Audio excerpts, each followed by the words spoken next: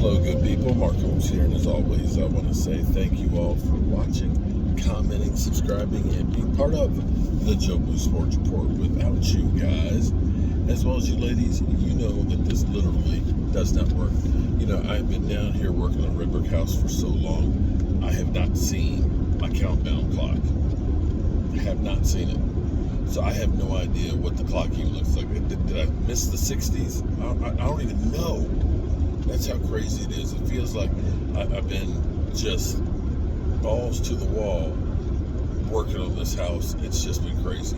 Can't wait to get back because Mike's been working on the tailgate members shot glass rack thing, and I've got to get that stuff together so we can start getting that stuff mailed out to you guys. The silver and blue balls, they're going out. You guys, a lot of y'all have sent me pictures and said thank you and stuff. Everybody will get theirs if they've been registered on our Thrive sites. We have your address and stuff, or if you've just become a channel member. And I believe we had 3 new channel members that joined. Shout out to you on Friday night. So yesterday, when I was working on the Red Brick House, I was talking about, maybe it was yesterday, I think during my live, maybe been during my live stream or before my live stream, I was saying the Cowboys methodically have gone through and taken care of each and every one of their issues. And I was also talking about kicker, because, you know, when you dissect the body, Maher missing, 3 extra points in that game in the playoffs, it was just like brutal. And we've known that we've had kicker issues for a long time. We really have. Maher has been up and down and everything else. He's got, you know, kicking, it's in the Super Bowl. He's money over 60, it seems, but things that are shorter than that have been an issue. Be that as it may, we've got 2 guys that are completely unproven on the roster as far as kickers go. And it really would not surprise me in the least if the Cowboys kick the tires on Brett Maher again. I know that sounds crazy, but it's kind of like there's not a lot of options. Now, I remember going to training camp last year. Unfortunately, won't be able to do it this year. You know, training camp has changed so much because of the collective bargaining agreement. Basically, you know, I used to play weekend football, so to speak, okay? It's basically on Saturdays, Saturday morning flag football and stuff, and we, you know, we get a little crazy. There was always somebody carried off on a stretcher, okay? And we would have, you know, a practice here and a practice there, but not a whole lot. We'd basically show up and just play. The NFL is kind of getting to that point where there's not really that much practicing and training. You know, you see teams like the Eagles that literally just say, you know, we don't need minicamp. Just canceling it.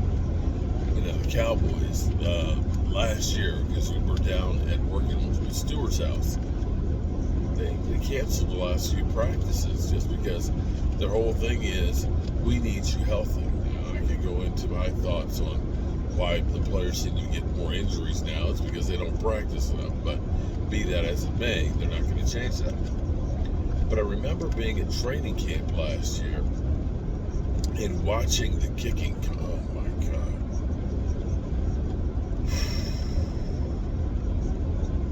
It was bad. And it just seemed like, oh, we're okay. There was even, it's okay, it's just kickers. No. At one point in one of the practices I was at, and this is the problem with training camp, is you don't have like lots of practices anymore. So if you talk about going to training camp for a week, you get 3 practices, and they might decide to shorten one or play it off early or whatever. Well, it's not like being in California. It's not quite worth it. But be that as it may, last year, watching the kickers, the kicking competition, I was ready to say, hey, coach, put me in. Can I get a shot at this? It was literally that bad. And so here we are. We got 2 guys that are basically unproven.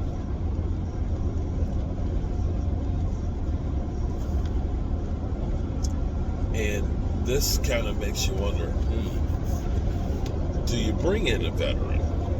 Do you bring back Maher and see if you can get some more miles out of him? Maybe you kick the bad luck out of it versus Tampa Bay. It could happen. He seems to be a streaky guy. So that's all I got to say about that. Anyway, oh boy, I am tired today. Fortunately, in a couple minutes, game time and prime time will be on, and I'll be listening to them going up the road, and that'll wake me up. I just can't wait for training camp to get here. Just can't. And that's why we've been busting a hump so hard on this red brick house. Oh boy.